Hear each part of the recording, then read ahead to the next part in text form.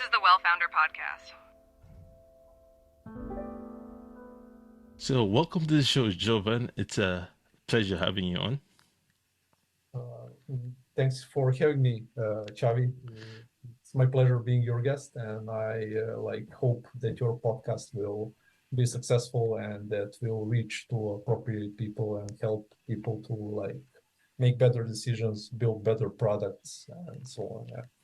Yeah, I'm glad. I'm happy and excited having you on today because I love talking about SaaS and growing SaaS businesses. And you obviously you own an agency that helps SaaS companies do this. And we're going to be picking your brains today regarding inbound traffic. And I can't wait to talk about that. But before we do, could you tell our viewers a little bit more about you and the work you do? Yeah, sure. So I'm Jovan, founder of Bounty Hunter Agency. We founded the agency 5-6 years ago.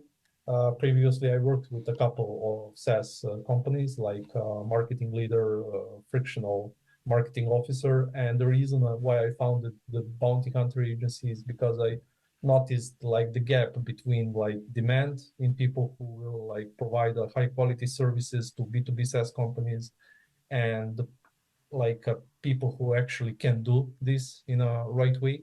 So I think we are on the right path, helping B2B SaaS businesses to make the most of their inbound marketing activities and developing better products and shaping a better future for their clients. So we always try to think about not just about of our clients, but clients of our clients, how we can do a better than before. So yeah, that's long story short. I like that. I like that. It helps when you've got like a background in the industry before you go in and start your own agency. So that is very, very helpful. And you guys are based in Serbia, you said. Yeah, we are based in Serbia, in two cities, Belgrade and Novi Sad. We have a team of around 10 to 12 people, depends. And yeah, we try to approach holistically with not just the marketing services, but also to conversion rate optimization, website development, branding, even product launches. We did a couple of product launches. Nice. New market penetration and so on. Yeah. Nice. That is so cool. And do you work with any particular type of SaaS company, or are you open to everybody? We don't have particular type. It's just a B2B SaaS. Okay. We don't work with a B2C because I think our model it's not that suitable for B2C vertical. But yeah, the B2B is something that we are the best fit for for the company. If it's the B2B, yeah.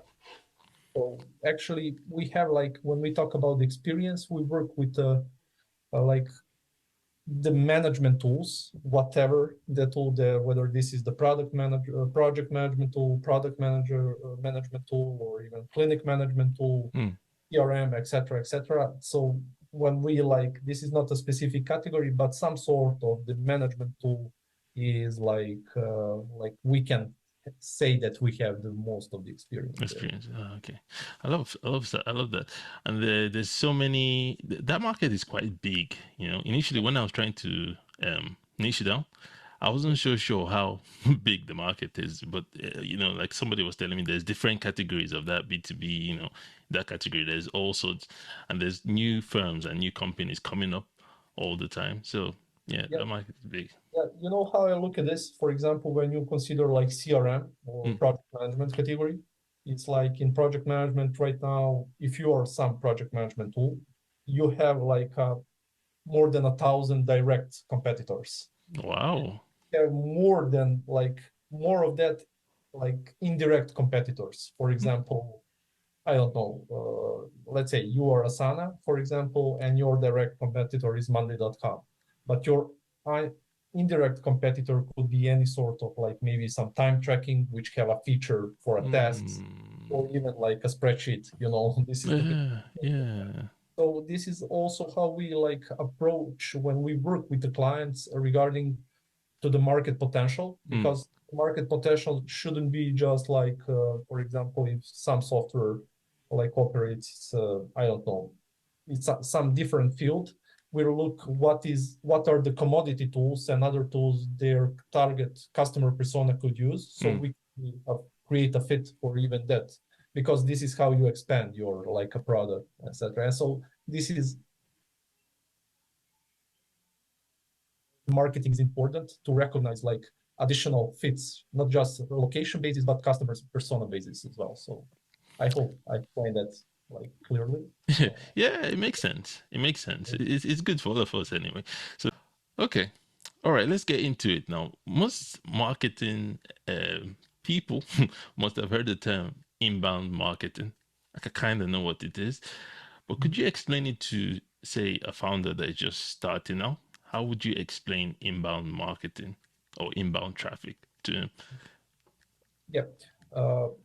So this is like the most common challenge we have is when we like work with like founders with the companies who are like in some like early stage. Okay, it's for us very like important to explain to them how to acquire the good inbound traffic, no matter like from which channel this traffic coming from. That means whether that can be paid marketing or SEO or referral traffic or even like direct sales and so on. So this is like the first challenge we have, and the like for the companies that already like generate some inbound traffic, uh, it's important like to make the most of this inbound traffic. That means like to convert into the like a free trial or like to directly to the subscription. It really depends, but I think that currently the more value you provide, the more you will get the most of your inbound traffic or inbound marketing, because probably no one will like pay for your software or even make a free trial there if the person doesn't see the value of your and the final outcome. And this is, I think it's important to like explain on like not every pages, but on the homepage, landing pages, like the benefits that user can get and the value you will provide to them. And I think still companies lack this currently, because it's talking about the feature, what the product does, but not what the outputs Mm, they can get. So yeah, this is like some of my like experience so far. And actually I think the future or belongs, or people who like understand that like should provide as many value as they can on the website, and these like first touches, marketing touches or traffic touches on not just on the website, but on maybe social media channels, and maybe on email they send. I think that is something that will make them more successful than others. interesting. And by inbound traffic, you mean people that visit your site, basically. Like maybe I was searching on Google and Yeah, okay, okay, yeah. okay, awesome. And how, I guess we've kind of, is inbound traffic now, is that tied into SEO? It doesn't necessarily means to be tied to the SEO. It can be like you can generate like inbound traffics from various channels that can be even like the paid Mm, activities, referrals and so okay. on.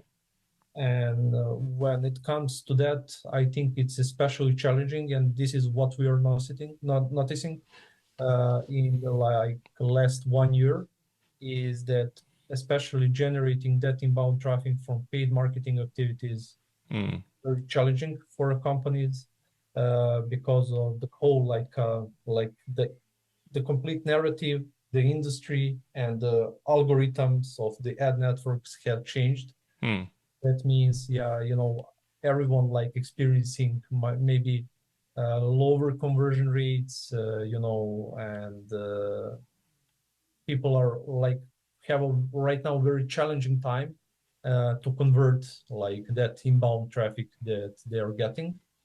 And I strongly believe that this is like, as I told previously, is that really depends of how much value you're gonna provide and how you will like explain the benefits and the outcomes of your like product. Yeah, that's something like not easy. It's very easy to say, but it's very hard at the end to like convey that message and to like present on your website and other channels. Interesting. And you touched on this a little bit initially. Like when you say make the most out of your inbound traffic, what do you mean by that? Is it conversions like a SaaS now? I say a free trial or a paid. Um, how would you explain that? Mhm.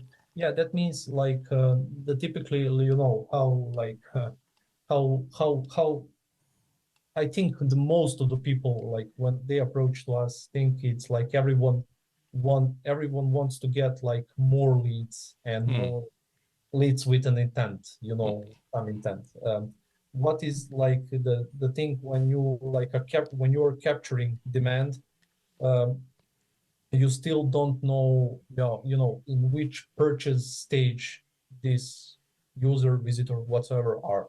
That means you need to qualify constantly their purchase stage or like decision making stage in order to understand how to convert, Hmm.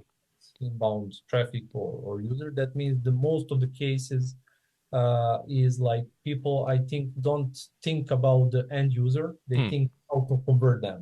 Hmm. You But if you don't think about like their aspirations, their desires, you will not be that successful in converting them, Hmm. because this is typical use case. Someone didn't convert in our website, provide some lead magnet on remarketing. This person will download it, lead magnet, ebook, whatsoever. They will went to the some like sales sequence. Then you are rolling in the sales sequence, and probably nothing happens, you know, because you haven't like you think about how to convert them, but not how to like provide some ultimate value to that Hmm. person. This is the reason why we like focusing more on these long-term strategies, because we understand that in the B2B SaaS and in overall in B2B is decision-making process is not like instant. Hmm. Takes time Fine. Yeah. as well. People like when you have like a pricing on seat base, which means like people like some company will I don't know, buy a couple of seats for in your software. Like that really depends on the pricing model more right now, but that means you should also think how you can grow with this company that are on your seat level, because if they are satisfied, etc., they will increase their amount of seats and stay in your software longer. So for me it's more like when it comes to the inbound traffic, when it's better to like think more in the long-term basis than just in a short-term basis. That means creating a content should be a long-term basis stuff. The content like on the blog post, the content on email sequences, content on the website, etc., like it's better to create a long-term strategy rather than just create something for the sake of the creation. Hmm. Just Very, very interesting. So, okay, so would you actually let me see if we could strategize or give people like a practical example. Let's yeah. just say like a project management software like Asana, and you Mhm. wanted to do an inbound uh, campaign, inbound traffic campaign for them, a paid inbound traffic. Is that how you say that? A paid traffic Yeah, campaign? yeah. Yeah. Yep. Okay. So, what would be a good example of what would that campaign look like? You talk about providing value first. So, what kind of value would you, let's say, would you write a blog post and promote that, or would you just create a landing page for Asana and just promote that? What would be the better strategy? Yeah. This is like something. when it comes, like, let's take this just as an example. Mm, The the the context of the paid marketing and like on the SEO or organic or content marketing is like different, because in paid marketing everyone said that you can get immediate results. mm, You're not getting immediate results with the paid marketing. Immediate results will happen because of XY things that you do properly, but you will get immediate answers, which means the answer is whether this can work for you or it can't work for you. mm, And if can't work for you, you try to learn, what you did even get from this. If this worked for you, it's like how to create even better or nail down to specific, like a keyword, specific channel, and so on and so on.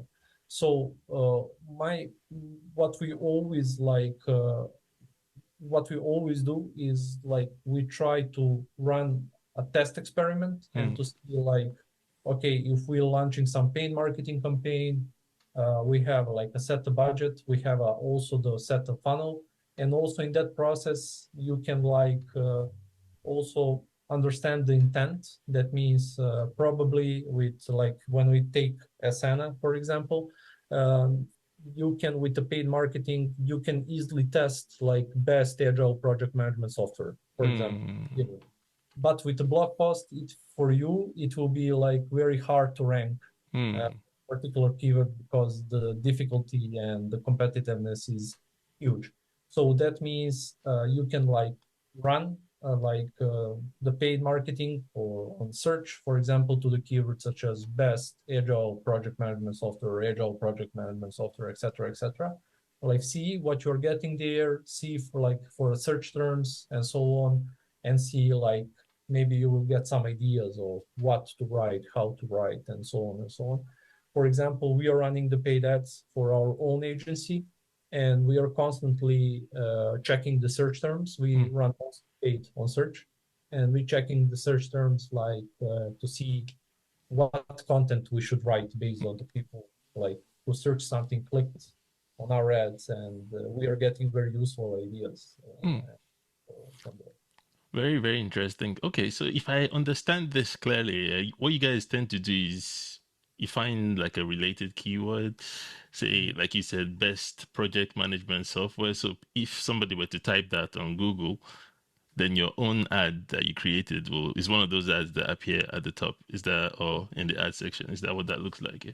Yes, yeah, Uh, yeah. okay, Okay. okay. And then somebody clicks through, goes and reads your own blog post or whatever the value you created for them. And then the hope is that they, I don't know, download the lead magnet or sign up for a free trial. Is that, okay, Yeah, is that, that's something that, like, most like people do. This is like the purpose of the blog post. okay? And the actually what we notice that people don't like utilize the full potential of their like inbound traffic from the blog posts. We work with the companies who like who are getting very large amount of monthly traffic Mm, from the blog posts, and like their conversion rates, like to sign up or to some like lead magnet, is very low, mm, because they are not, and also they are not testing.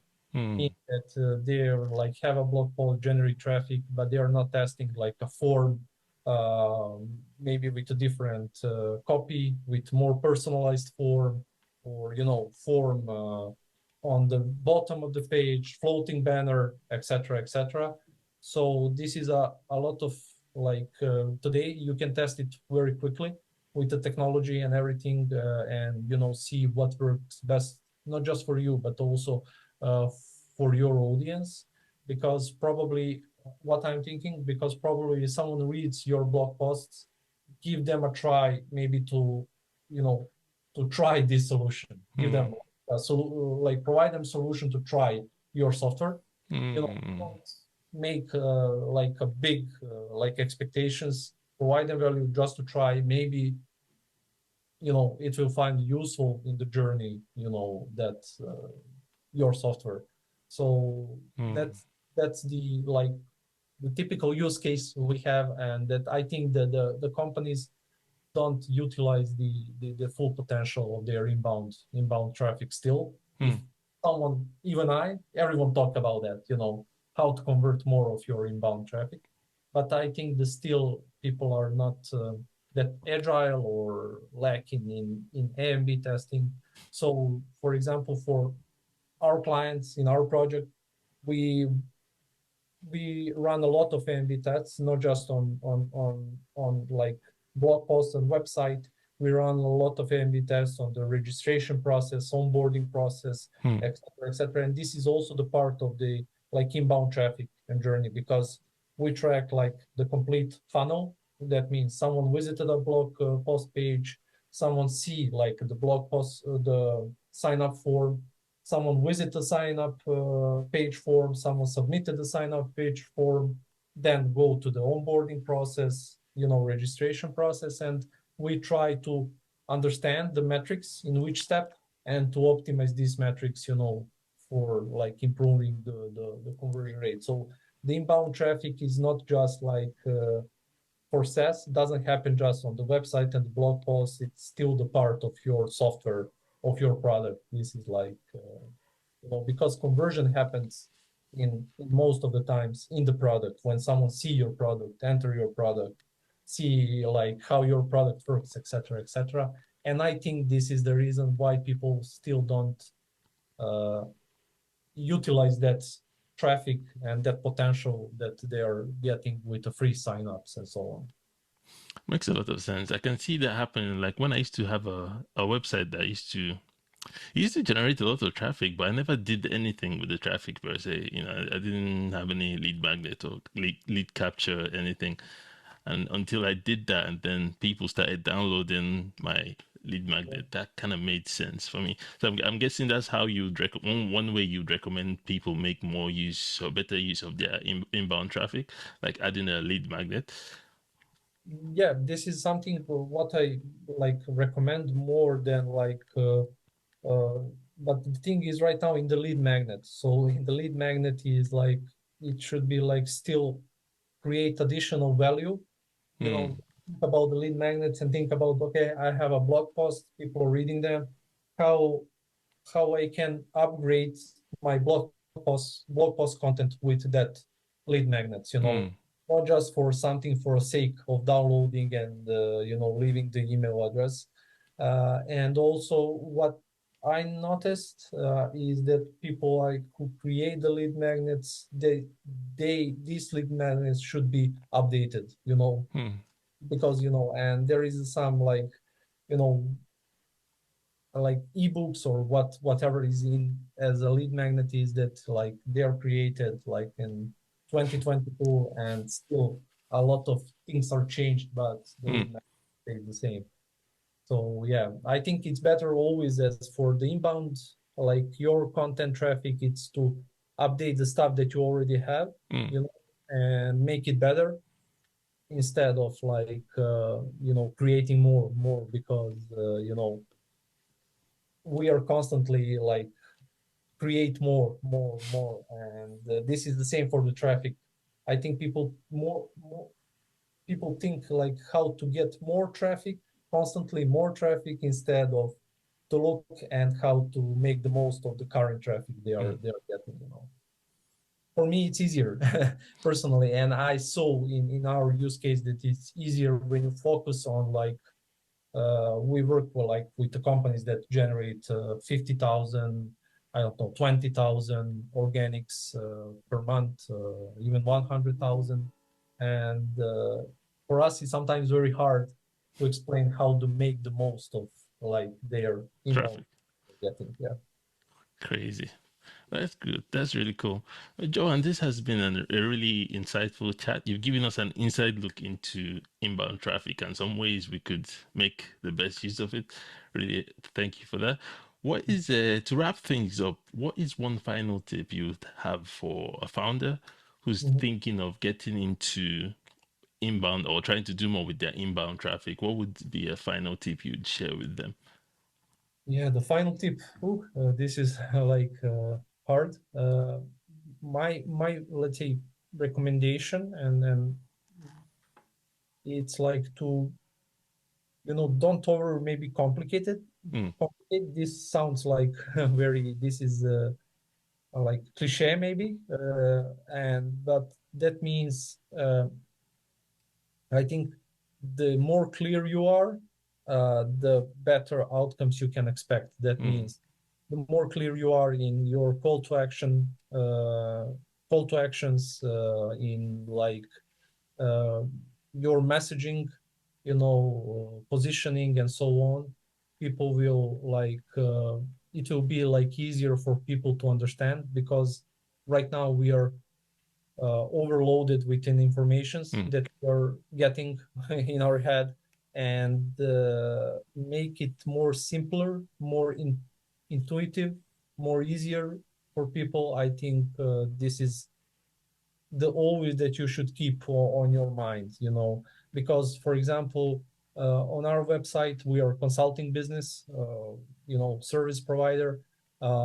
We use the Calendly link. So why we use that? Because we try to explain everything on our page, blog, etc. And you should be you understand what we are doing, what you can expect. And this is the reason why we don't have a qualification pages before you schedule the call. For example, your monthly traffic, your etc., etc., because we try to explain on the page itself what you can expect, what we are doing, and what benefits we can provide. And then you are having the simple Calendly form, and you can book a meeting. I think the same should be also for B2B SaaS, is that their registration process and onboarding process shouldn't be too complicated for their users. That I think their only goal should be to try to provide an access to an app not instantly, but with ease, and to try to give this user a person to try to test and to get the more of this app in this early stage, because adoption happens in the very, very, very first stages, when someone create an account and try to test it out. Awesome stuff. Jovan, it's been an absolute pleasure. Where can any of our listeners or viewers go check you guys out, possibly work with you? What's the best way for them to do that? Yeah, the best way, it's maybe to read more about us before before they want to work with us, to contact us, to have a chat call, and to see if we are a fit. We always try to understand the users or the customers of our customers, not and of course our customers, their problems, but we always our starting point will be the customers of our potential customers, because we try to solve their problems, not strictly our customer problems. So yeah, that's, long story short, I think that's enough for explain how people can work with us. Okay, and you're also on LinkedIn and your website as well. Yeah, I'm on LinkedIn. We are but I'm the most active person on LinkedIn, maybe in the company. And yeah, on the website, there is portfolios as well, like a clutch, sort list, dribble as well. So yeah, they can check it out and see.